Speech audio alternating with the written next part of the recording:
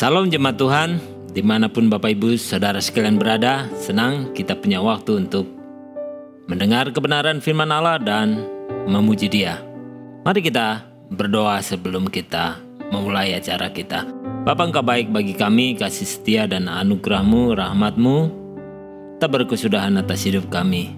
Kami ucap syukur buat waktu ini, kami menyerahkan waktu ini ke dalam anugerah Tuhan dan kuasa dari Roh Kudus yang memberkati kami mengurapi firman-Mu. Di dalam nama Yesus kami berdoa. Amin.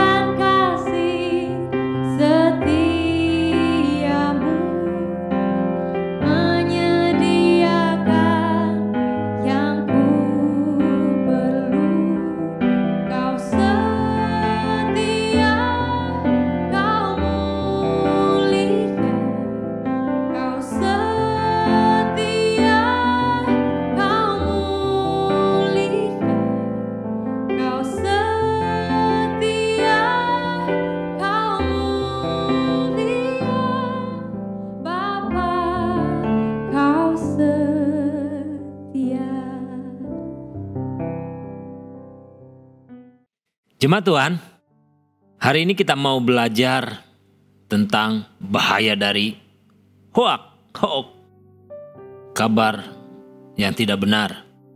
Di zaman sekarang penuh dengan berita-berita di sekeliling kita, area keterbukaan. Apalagi Bapak Ibu yang suka terlibat dalam media-media, terlibat dalam apapun media sosial yang Bapak Ibu ikuti, sering kita menerima berita-berita, kabar-kabar. Dan mestinya sering kita menerima berita atau share atau apapun yang masuk ke laman kita, ke WA, Facebook, dan kadang itu tidak teruji kebenarannya.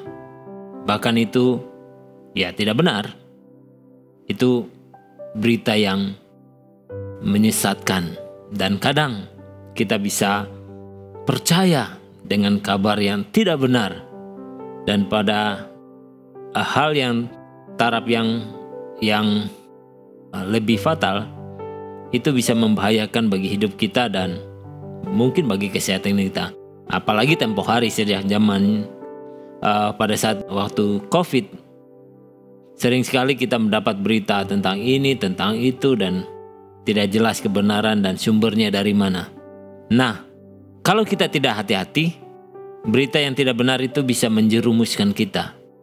Hari ini kita belajar bagaimana kabar bohong, berita bohong ini menggagalkan atau membinasakan satu generasi bangsa. Yang kita mau bicarakan bagaimana bangsa Israel, mereka mengalami kegagalan. Lebih tepatnya satu generasi dari bangsa ini mengalami kegagalan untuk menikmati janji Tuhan dalam hidup mereka. Di belakang saya ada peta. Peristiwa ini terjadi di Kades Barnea. Mereka sudah mendekati tanah Kanaan, tanah perjanjian yang Tuhan janjikan bagi mereka. Nah, di tempat ini Musa mengirim mereka untuk mengintai tanah perjanjian. Tuhan meminta Musa untuk memilih dari setiap suku, satu orang tiap suku, jadi 12 orang dari tiap suku, untuk memantau, melihat kondisi tanah perjanjian. Dan kita tahu ceritanya, 12 orang ini, 2 diantaranya adalah Kaleb dan Joshua. Nah, tapi jauh sebelum ini terjadi, di Keluaran pasal 23, Tuhan sudah mengatakan kepada bangsa Israel, jangan engkau menyebarkan kabar bohong. Itu sudah sangat sering diberitakan, disampaikan kepada bangsa Israel. Bahkan salah satu dari hukum Taurat mengatakan jangan berbohong. Karena Tuhan tahu akibat dari kebohongan itu sangat fatal. Dan apa yang terjadi? Kita kembali ke cerita. 12 orang ini berada di tanah Kanaan. Mereka melihat, memantau, dan kemudian setelah 40 hari mereka kembali ke Musa dan Harun. Dan 10 dari mereka itu melakukan kesalahan fatal. Mereka menyebarkan berita bohong. Kalau di Bilangan 13 ayat 32, saya bacakan untuk kita. Juga mereka menyampaikan kepada orang Israel kabar busuk tentang negeri yang diintai mereka, dengan berkata, negeri yang telah kami lalui untuk diintai adalah suatu negeri yang memakan penduduknya, dan semua orang yang kami lihat di sana adalah orang-orang yang tinggi-tinggi perawakannya. Di terjemahan bahasa Indonesia sehari-hari dikatakan mereka menyampaikan berita bohong kepada seluruh bangsa Israel. Dan akibatnya bangsa Israel mengalami ketakutan. Mungkin benar sebagian bahwa di tanah perjanjian itu ada kaum raksasa memang. Ada suku yang tinggi perawakannya. Tapi sebetulnya kalau mereka melihat ke belakang, bagaimana Tuhan membela mereka sejak mereka di tanah Mesir, mereka melihat bagaimana Tuhan mendatangkan tulah bagi bangsa Mesir. 10 tulah, mereka lihat bagaimana kuasa kedaulatan Tuhan dan pemeliharaan Tuhan atas mereka. Di Mesir ada bencana, di Gosen tempat bangsa Israel tinggal, aman, tentram, dan terpelihara. Mereka tidak mengingat akan itu. Bahkan yang lebih fantastis, Tuhan membuat jalan membelah laut. Mereka mengalami, mereka menyaksikan kedahsyatan Tuhan. Mereka mengalami bagaimana kuasa penyediaan Tuhan melalui padang gurun. Tuhan membelah batu bagi mereka. Dan ini angkatan pertama mereka yang mengalami menyeberang laut. Setelah mereka keluar menyeberang laut, itu sensus pertama yang diadakan Musa. Jumlah mereka, ini yang laki-laki saja yang dihitung, yang di atas 20 tahun ke atas, itu sebanyak 603.000 sekian. Itu belum termasuk suku Lewi sebetulnya, yang tidak disensus. Orang-orang yang sanggup berperang, orang yang bisa mengembangkan tugas. 600.000 orang ini, mereka menyaksikan bagaimana kedahsyatan Tuhan. Orang yang berusia 20 tahun ke atas. Tapi karena kabar bohong ini yang membuat mereka menjadi takut dan gentar, mereka kehilangan kepercayaan mereka kepada Tuhan yang dahsyat mengatasi segala bangsa. Kalau laut aja bisa dibelah, mestinya mereka bisa berpikir mereka bisa menang atas orang-orang ini. Karena mereka tahu bahwa Tuhan itu sudah terbukti. Mereka mengalami kemenangan demi kemenangan sebelumnya. Dan apa yang terjadi? Mereka bersungut-sungut. Mereka berkeluh kesah, mereka komplain, bahkan mengatakan, ngapain kami dibawa ke sini? Kami tidak mau masuk ke tanah perjanjian. Lebih baik kami mati di padang gurun. Bahkan kata-kata itu keluar. Bahkan dibilang, kenapa engkau bawa kami untuk mati, Musa? Padahal Tuhan tidak pernah merencanakan mereka untuk mati di padang gurun. Tuhan menjanjikan mereka memasuki tanah perjanjian yang penuh dengan susu dan madu. Itu janji Tuhan. Tapi mereka gagal masuk ke tanah perjanjian itu akibat mereka mempercayai kabar dusta. Ini bahayanya kabar dusta. Mengalahkan pengalaman, mengalahkan apapun yang mereka lihat sebelumnya, betapa dahsyatnya Tuhan dalam hidup mereka. Dan Tuhan katakan, oke, kalau engkau mau itu yang mau engkau percayai, lebih dari perkataanku, lebih dari kekuatan kuasaku, ya sudah, angkatan ini akan mati. 600.000-an orang itu mati. Dan Tuhan memerintahkan kepada Musa, oke Musa, balik kanan, kembali lagi ke arah laut merah, laut mati, ke tempat semula, arah Mesir. Dan bangsa itu berbalik arah ke sana. Mereka berputar 40 tahun sampai semua generasi yang 600-an ribu itu meninggal. Jadi tidak heran nanti setelah, kalau Bapak Ibu baca, begitu banyak mereka mati dalam satu hari, berapa puluh ribu karena satu peristiwa, mereka berapa puluh ribu mati karena memang mereka harus meninggal. Mereka harus mati angkatan yang ini. Kalau kita nunggu satu persatu, 600.000 orang itu lama sekali mereka akan mati.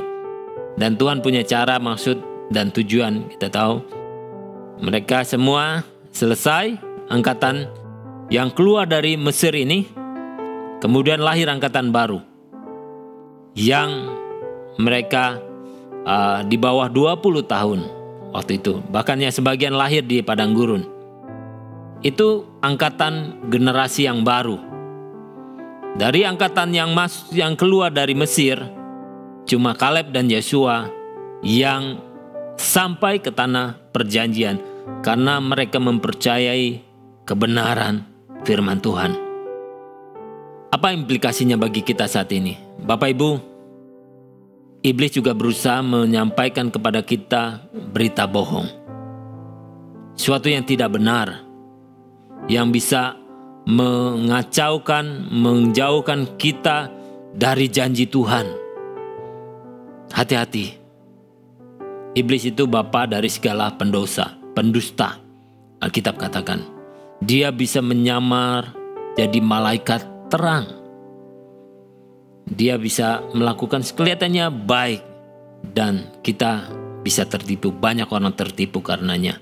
Karena itu hati-hati.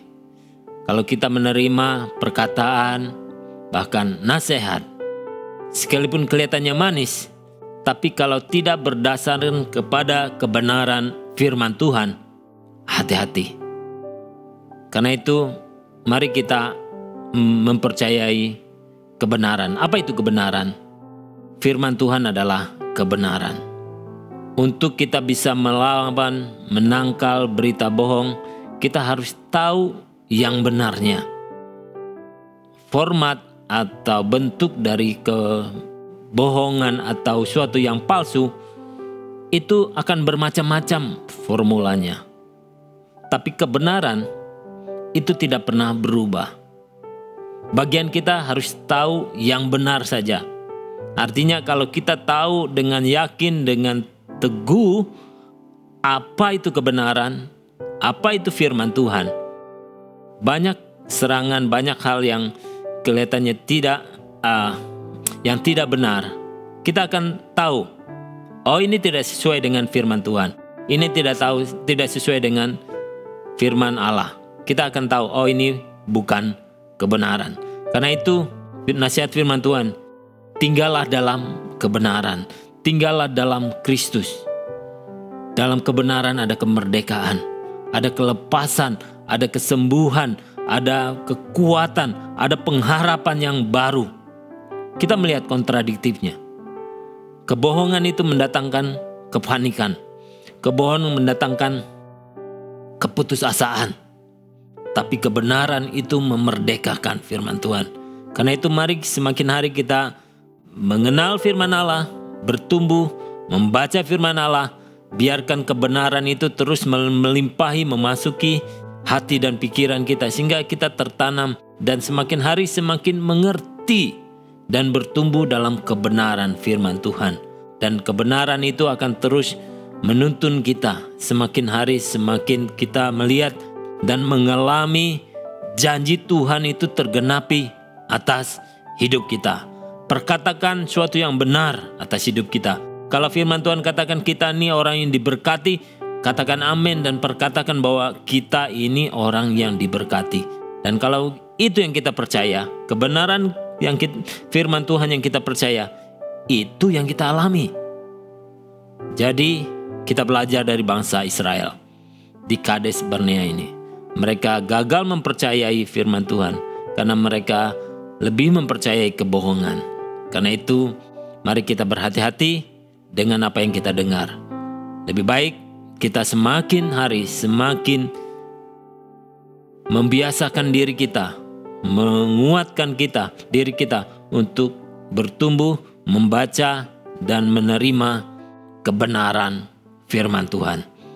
Tuhan Yesus memberkati kita semua.